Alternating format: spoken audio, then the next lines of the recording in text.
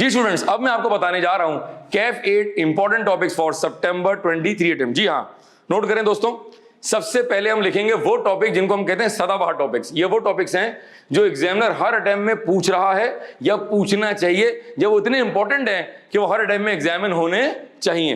तो पहला है ऑडिट रिपोर्ट। मार्च 23 में 24 मार्क्स का सिर्फ रिपोर्ट एग्जामिन हुआ है, तो पहला टॉपिक हो गया ऑडिट रिपोर्ट। और जब मैं ऑडिट रिपोर्ट कहता हूं तो इसका मतलब है कि आइजा 320 मटेरियलिटी और उसके तमाम कॉन्सेप्ट इसमें शामिल है। Code of ethics, company law, इन दो टॉपिक्स के ऊपर मार्च 23 के अंदर जो है वो 16 और 4 20 मार्क्स का क्वेश्चन बना है। लिहाजा एथिक्स और कंपनी लॉ इररिस्पेक्टिव के लास्ट अटेम्प्ट में आया हुआ है, पिछली 4 अटेम्प्ट में आया हुआ है, ये हमेशा हमेशा इंपॉर्टेंट टॉपिक तस्वुर किया जाएगा। आईटी बहुत ही स्मॉल सा एरिया बचा है, कुछ चीज हमने निकलवा दी थी थैंक्स टू आईकैप। पिछले 2 अटेम्प्ट से आईटी का कोई भी एरिया एग्जामिन नहीं हुआ है, लिहाजा इस बार आईटी इंपॉर्टेंट है। टेस्ट ऑफ कंट्रोल, मेरे पिछले लेक्चर में मैंने कहा था कि वो दिन दूर नहीं है जब एग्जामिनर फ्रीक्वेंटली ऑडिट रिस्क और टीओसी एग्जामिन करना शुरू करेगा, वो भी F8 के पैटर्न के ऊपर। और आपने देख लिया कि पिछले 3-4 अटेम्प्ट के अंदर, खास तौर पर अगर मैं ऑडिट रिस्क की बात करूं तो मार्च 23 में भी एग्जामिन हुआ है और सितंबर 22 में भी एग्जामिन हुआ है। तो लास्ट अटेम्प्ट में टीओसी आ चुका है, इन्वेंट्री साइकिल पे सवाल था, लिहाजा इस बार भी इंपॉर्टेंट है। मुझे ऐसा लगता है कि टेस्ट ऑफ कंट्रोल वो लगातार अब पूछेगा। सर तो हमारे पास टीओसी में 7 साइकिल्स हैं, sales cycle, purchase cycle, payroll cycle, inventory cycle, capex cycle, cash receipt and cash payment cycle. जो मार्च 23 का टाइम था उसमें एग्जामिनर ने इन्वेंट्री साइकिल को एग्जामिन किया है। अगर मैं आपको मिसाल दूं और अगर मैं ये कह दूं इस वीडियो के अंदर कि इस बार पे रोल साइकिल बहुत इंपॉर्टेंट है, और मुझे बताएं अगर एग्जामिनर ने एक ही सवाल के अंदर 3-4 साइकिल्स को इकट्ठे टेस्ट कर लिया जिस तरह F8 का एग्जामिनर करता है, तो फिर आप क्या करेंगे? लिहाजा तमाम साइकिल्स को अच्छे से कवर करेंगे। Having said this, sales, purchase और पेरोल साइकिल हमेशा इंपॉर्टेंट होती हैं। आप ये एक्सपेक्ट करते हैं कि मैं कुछ ना कुछ आपको बताऊंगा, लिहाजा मैंने आपको बता दिया। ठीक है जी, रिपीट कर रहा हूं, audit report, ethics, company law, IT, TOC. Substantive, वो दिन दूर नहीं है जब एग्जामिनर कैफ 8 का सब्सटैंटिव प्रोसीजर भी डायरेक्टली या इनडायरेक्टली 15 से 20 नंबर का हर अटेम्प्ट में एग्जामिन करेगा। सर सब्सटैंटिव कहां से आ रहा है, सब्सटैंटिव कैसे आ रहा है? रिपोर्ट के सवाल में आ रहा है, 570 के सवाल में आ रहा है, 560 के सवाल में आ रहा है, ऑडिट रिस्क एंड रिस्पॉन्स में आ रहा है, और अलग से डायरेक्ट सवाल ही बन सकता है। अगर मैं मार्च 23 की बात करूं तो एग्जामिनर ने 10 से 15 नंबर जो है वो सब्सटैंटिव प्रोसीजर्स पूछे हैं। लिहाजा सब्सटैंटिव जो है, अगर मैं बिल्कुल स्पेसिफिक बताऊं, एग्जैक्ट बताऊं, तो मार्च 23 के अंदर एग्जामिनर ने डायरेक्टली इनडायरेक्टली मिला के 10 नंबर के सब्सटैंटिव पूछे हैं। लिहाजा सब्सटैंटिव प्रोसीजर को आपने बिल्कुल भी हल्का नहीं लेना है। वैसे तो आप पूरे कैफ 8 को हल्का नहीं लेंगे, लेकिन सब्सटैंटिव की तैयारी बहुत ही सॉलिड होनी चाहिए।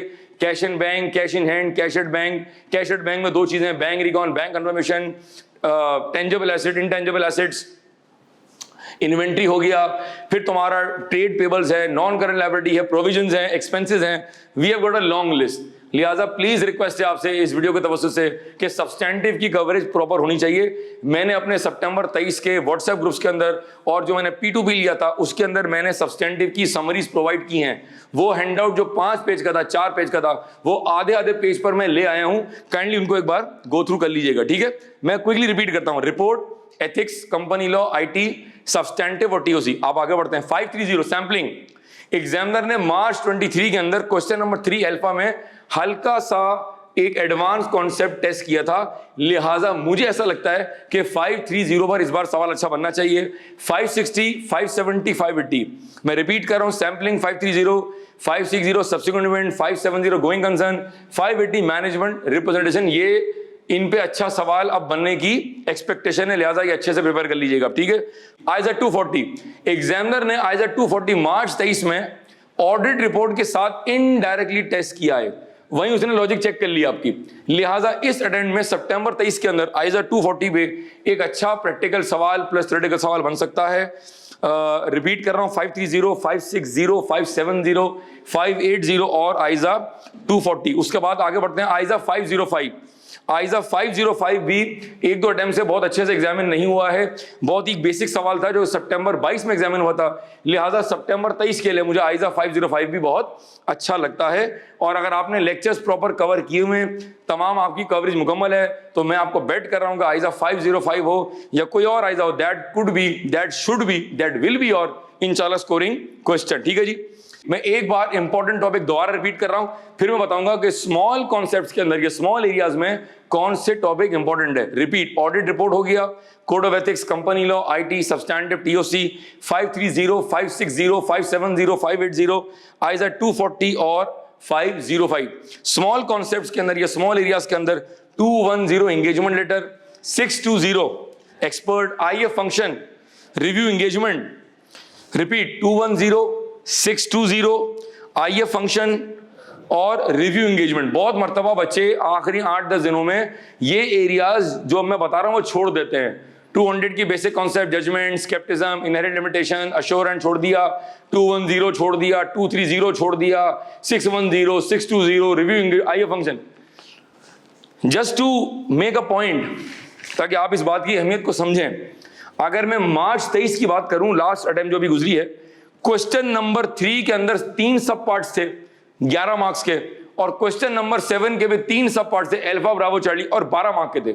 इसका मतलब है एग्जामिनर ने मार्च 23 के अंदर 2 सवालात के अंदर 6 रिक्वायरमेंट्स बना के 23 नंबर एग्जामिन किए हैं। अब आप मुझे बताएं कि आप ये स्मॉल एरियाज पर समझौता कर सकते हैं क्या? आप इतनी मेहनत करने के बाद, इतना टाइम लगाने के बाद, इतनी मेहनत आपने की है, क्या आप ये कर सकते हैं? क्या आप इतना बड़ा रिस्क ले सकते हैं? तो मेरी फिर रिक्वेस्ट है, जो मैंने वीडियो के स्टार्ट में की है, ये प्रोफेशनल एग्जाम है, ये आईकैप का एग्जाम है, इसमें 100% सिलेबस कवर होना चाहिए। ठीक है जी, मैं स्मॉल एरिया दोबारा रिपीट कर रहा हूं, 210, 620 आईएफ फंक्शन, और मैंने बताया आपको रिव्यू एंगेजमेंट। हजरात, ये वो टॉपिक्स हैं जो मुझे ऐसा लगता है बेस्ड ऑन माय एक्सपीरियंस कि सितंबर 23 के लिए इंपॉर्टेंट टॉपिक्स होंगे।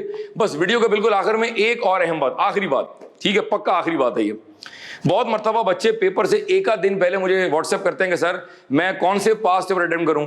I would recommend one second, हो सकता है लोग मुझसे डिसएग्री करें कि पेपर अगर मिसाल के तौर पर आपका किस दिन है भाई, पेपर आपका है 11 तारीख को, यानी कि मंडे है, तो आई वुड रिकमेंड कि अगर पेपर मंडे को है, जो कि है सुबह 9 से 12:15 है, तो मैं रिकमेंड करता हूं कि सैटरडे और संडे को आई वुड प्रेफर कि आप कोई भी आईकैप का, कैफ 8 का पास पेपर ना देखें, ना उसको अटेम्प्ट करने की कोशिश करें। आप इससे बेहतर है कि आप इन 2 दिनों में प्रॉपर सिलेबस को रिवाइज कर लें।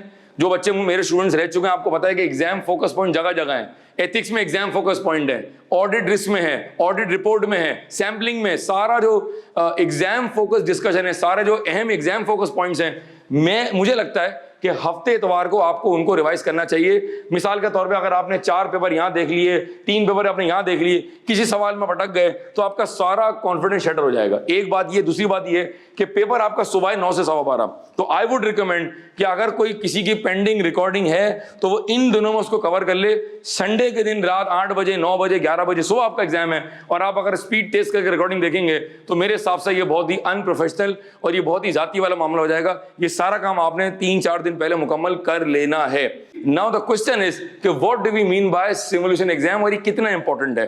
पिछले 5-6 अटेम्प्ट में से कोई भी 1-2 अटेम्प्ट उठा लें और उसको एग्जाम कंडीशन में अटेम्प्ट करने की कोशिश करें। क्वेश्चन नंबर 1 रिपोर्ट है, क्वेश्चन नंबर 2 लेट्स से 560 है, फिर 580 है, फिर सब्सटेंटिव है। चूंकि आप इस सिमुलेशन एग्जाम से गुजरे हुए नहीं हैं और आप डायरेक्ट एग्जाम में जाकर अटेम्प्ट करते हैं, तो सवाल चेंज हो रहा होता है, फिर टाइमिंग का मसला आता है, पेपर अटेम्प्ट पूरा नहीं हो रहा था। बहुत सारे बच्चे कंप्लेन करते हैं, सर मुझसे पेपर पूरा अटेम्प्ट ही नहीं हुआ। उस चीज को अवॉइड करने के लिए आई वुड रिकमेंड कि 6-7 दिन पहले, 5-6 दिन पहले, 2 दिन पहले नहीं, 1 दिन पहले नहीं, कम से कम 6 दिन पहले, 7 दिन पहले, 8 दिन पहले, आइडियली 8-10 दिन पहले जो है वो आप कोई भी अटेम्प्ट उठाएं, आपकी पसंद की उठा लें, कोई 4 अटेम्प्ट पहले का उठा लें पेपर कैफ 8 का, और उसको एग्जाम कंडीशन में अटेम्प्ट करने की कोशिश करें, ताकि आपको पता चले कि आप उस एग्जाम प्रेशर के अंदर, उस प्रेशर के अंदर क्या आप 100 मार्क अटेम्प्ट करने की पोजीशन में हैं या नहीं हैं। और कोशिश करें कि सुबह आपका 9 बजे एग्जाम है, नींद आपकी पूरी होनी चाहिए, थ्योरी का एग्जाम है, आपने स्पीड में लिखना होगा, तो आई वुड रिकमेंड कि आप रात को जल्दी 11 बजे तक अपनी जो प्रिपरेशन है उसको वाइंड अप करके अपने आप को थोड़ा सा फ्रेश मोड में ले आएं। ये कुछ अहम बातें थी, बातें करने की बहुत सारी हैं, दिल तो नहीं कर रहा कि वीडियो को एंड करूं, लेकिन क्या करूं, आपका टाइम बड़ा कीमती है। कुछ मैंने शुरू में इंपॉर्टेंट बातें की, फिर मैंने आपको बताया इंपॉर्टेंट टॉपिक्स, और एंड में कुछ मैंने अहम बातें की हैं। I wish you all the very best. मेरी और पूरी केएनएस टीम की तरफ से आप सबके लिए बहुत सारी दुआएं। इंशाल्लाह आप सितंबर 23 में कैफ 8 के पेपर को इंशाल्लाह फर्स्ट अटेम्प्ट में पास करेंगे। Thank you very much. Allah Hafiz.